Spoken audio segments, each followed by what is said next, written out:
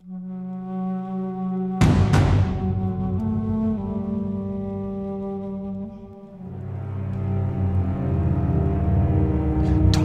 make a sound. Quiet. This way. We went through quite a process trying to figure out what the infected were going to be. A very big directive from the very beginning was they're not zombies. The early inception for it really came from a BBC video we saw called Planet Earth, where they were talking about a cordyceps fungus. As soon as we saw it, we were intrigued by the idea of what if it jumped to humans? In what interesting ways would it take over a human body and then force it to spread that infection? And we figured that the real evil in the game is the fungus. It's not the people. We want to see what kind of choices a human makes under that kind of pressure. There, see him? So as we're trying to develop the look of the infected, we went through so many different iterations, some that looked really alien and subhuman, some that looked just essentially like zombies, and we couldn't find like an original place for them.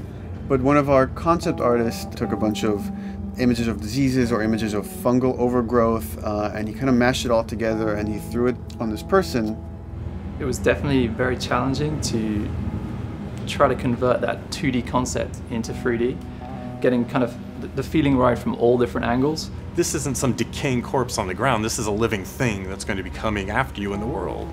And it seemed so creepy and so unique that right away we gravitated towards it, and it's like, this is our base infected. Everything should kind of come out of this look. They use a form of echolocation to track down their enemies. Just like bats, or even some blind people can see by making a clicking sound. They're like, oh, what if they make this sound and now they can see in the dark? A sound that on its own wouldn't be very scary. And then to associate it with something that people in this world are very fearful of, so that as you're exploring an environment, all of a sudden you hear this click and you're seeing everybody just get frightened, just everybody duck, everybody hushes.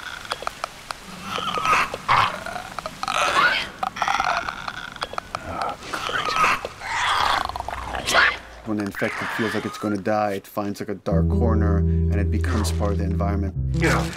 The fungus grows out of there, and if the fungus lingers there long enough, then spores will come out, and if people can breathe those spores, they become infected as well. Pretty much everyone in this world has had one of their loved ones at least become the infected, so they lost someone this way. It's a pretty brutal fate if you know, you're headed down that path. You've got some hard decisions to make.